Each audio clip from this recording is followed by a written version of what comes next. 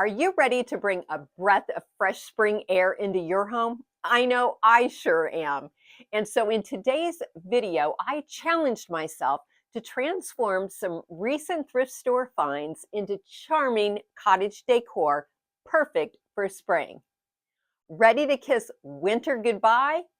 Then let's get started.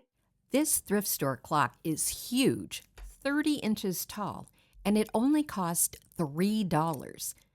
When I first saw it, I wasn't sure what I would do with it. But when I checked out, they put some of my items in a free gift bag, and suddenly I had an idea.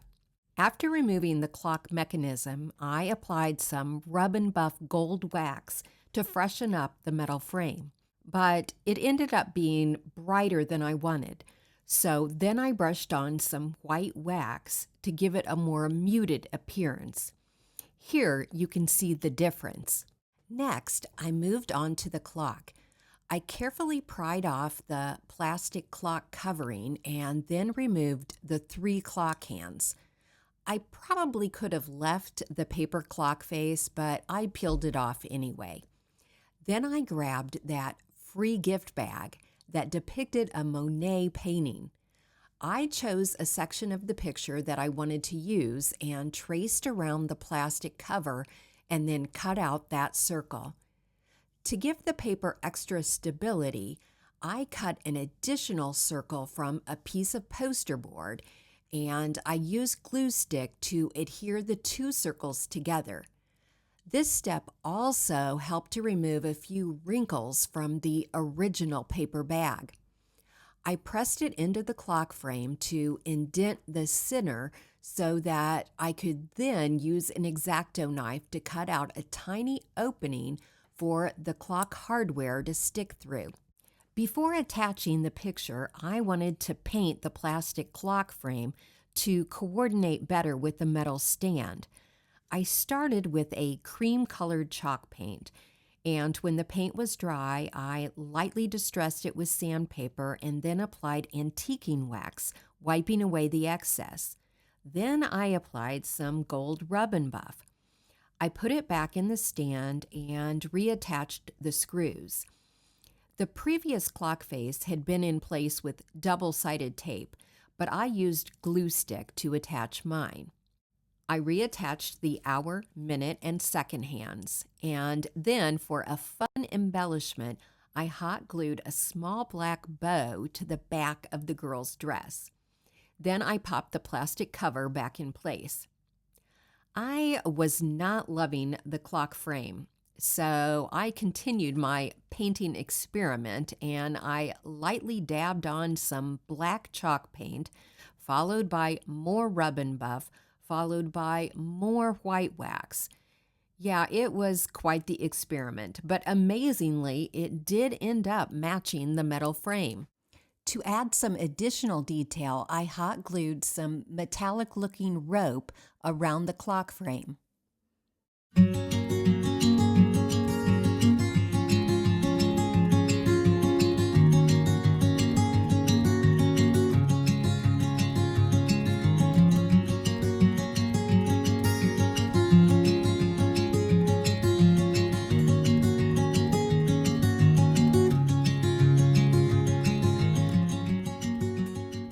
I think this bird stand was intended to hold jewelry, but it couldn't hold much.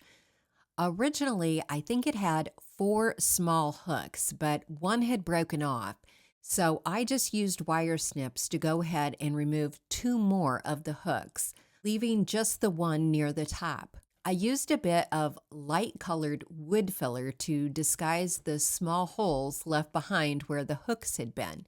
Next, I grabbed this pretty spring garland that I thrifted for just $1.75. I pulled off one section of flowers and formed them into a circle, twisting some of the wired stems together to secure it in place.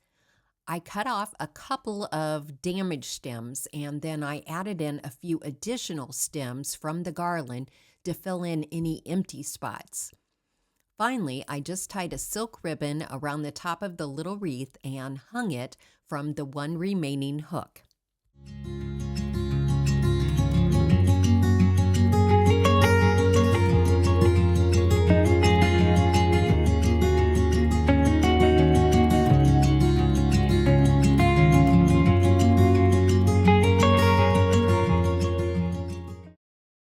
I think this wood item was meant to store paper plates, but I'm not sure. So let me know if you're familiar with this item. The wood finish was looking drab, so I cleaned it up with some Restore finish and some fine steel wool, which really brought back the original beauty of the wood. The dowels were loose, and I was able to pull apart the bottom section, so I added some fresh wood glue to the ends of the dowel rods and then snapped it all back together. I had some cabinet knobs from the Habitat Restore that looked like a fork and knife, and I just thought it would be fun to attach them to the back section. I marked where the screws should go and drilled holes in those spots. The screws that came with the handles were too long, so I did have to hunt through my screws to find 4 shorter ones. Just a little tip in case you weren't aware, you can buy individual screws at Ace Hardware for just a few cents each when you run into situations like this.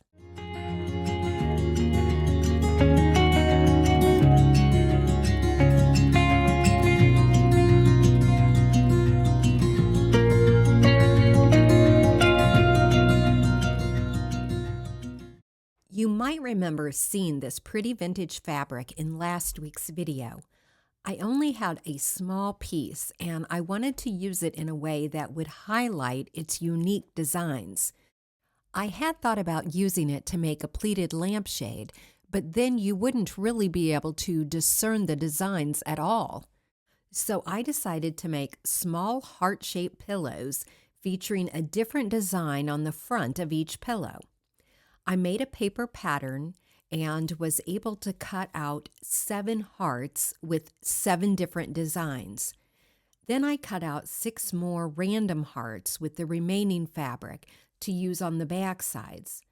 I was 1 short, so to create a 7th heart, I sewed 2 small scraps of fabric together and then cut out my heart. I pinned the hearts with the pattern sides facing inward and sewed around the heart using my pencil lines as a guide. You can use hot glue if you don't have a sewing machine. I left a small opening so that I could turn the right sides out. But before doing that, make little slits in the extra fabric along the curved lines. When turning it right sides out, use the eraser end of a pencil to help you reshape the heart. Then fill it with pillow stuffing. After the heart is stuffed, you can hot glue or sew the opening shut. This fabric was much more fragile than I expected and tore during the sewing and stuffing process. However, I just hand-stitched the tears closed, and I think it adds to the vintage charm.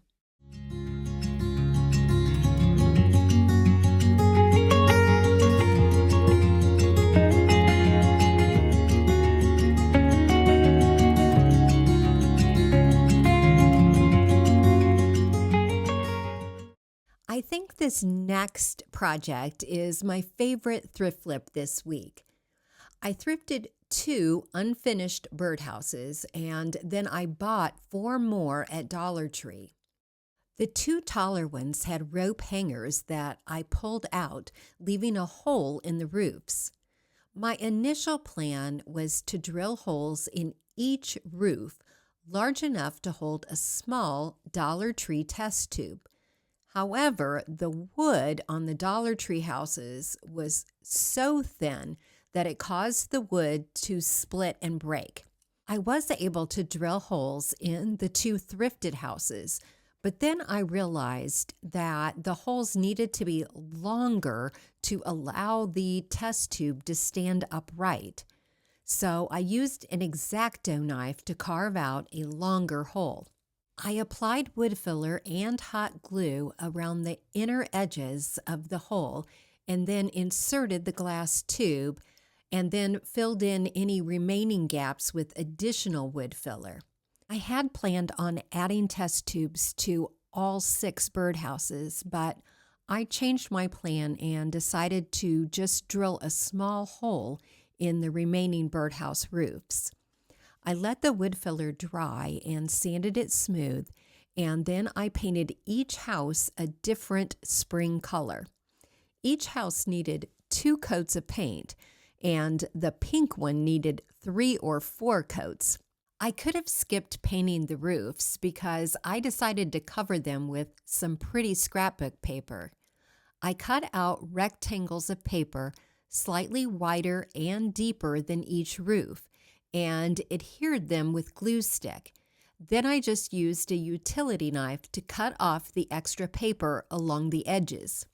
I felt along the roof to locate the drilled hole and then used an X-Acto knife to cut through the scrapbook paper and expose the hole.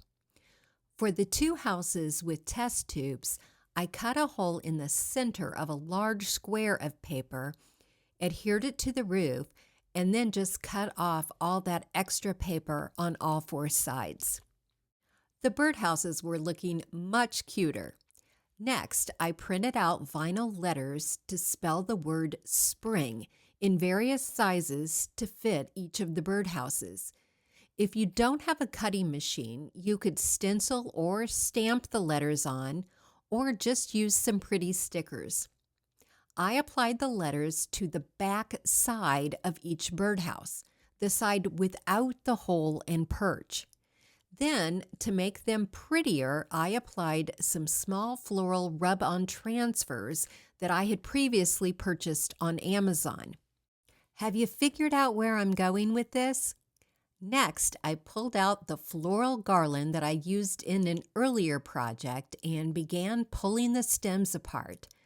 I created 6 little separate bouquets and used some floral tape to hold each bouquet together in a bunch. And then I added them to each of the houses. Yep, the houses are little vases.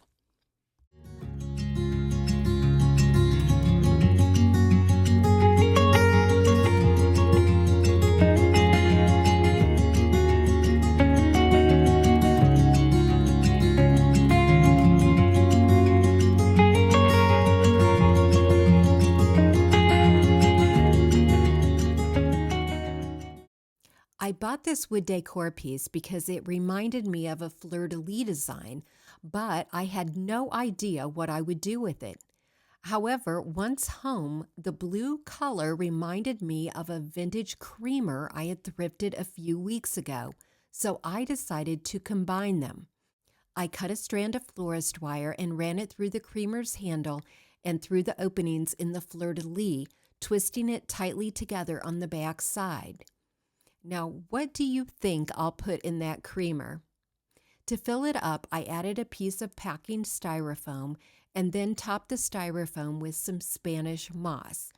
I added a vine from that same florist garland, sticking it into the styrofoam, and then I hot glued a couple of blue bird eggs in the center of the moss.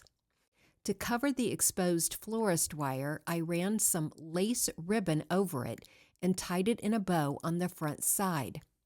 We had a blue theme going here, so of course I had to hot glue a faux bluebird to the fleur-de-lis.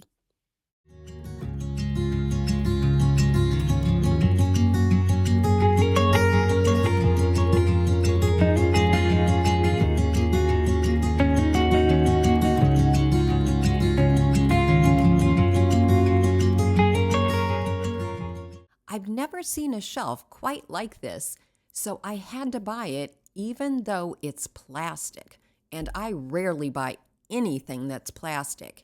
So my job was to make it look not like plastic. I mixed white chalk paint and salt wash at a 50-50 ratio to create a thick, textured paint. You could use baking soda or plaster of Paris in place of salt wash. Then I began brushing it on the shelf. I should have first spray painted it white because it did take quite a while to get into all the nooks and crannies. Once it was dry, I applied a second coat, only this time I just used the straight white chalk paint. Once the second coat was dry, I used some sandpaper to knock off some of the heavy texture and to reveal some of that brown color underneath.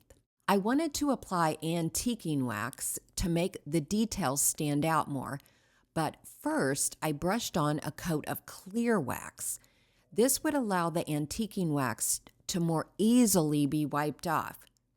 Next, I applied some watered-down antiquing wax and used a rag to wipe off most of it. The dark wax that remained was mostly settled into all of those little details.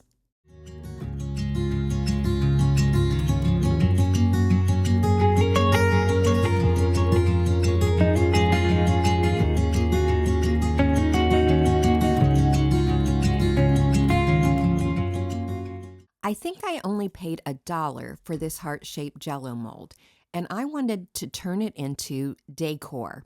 So I printed out a vintage Valentine image using the Print to Size app to print it out in a size to fit inside the mold. I traced around the mold to cut out the heart shape and used glue stick to attach it to the inside of the mold. I hot glued on 2 felt flowers from Dollar Tree and added a few silk leaves and tiny flowers to fill in around them. I added a blue silk bow on top of a lace bow in the top corner. Then I hot glued some pearl ribbon along the top edge of the mold. I decided to add a few pearls to the bows to tie all the elements together. I added a Dollar Tree sticker with a sweet phrase, and finally, I hot glued a magnet to the back.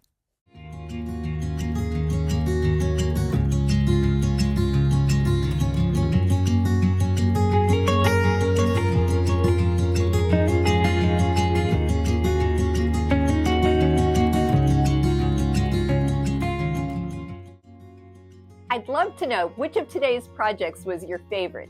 And if you'd like to see more videos just like this, please give it a thumbs up and consider subscribing. Thank you so much for watching today. Bye-bye for now.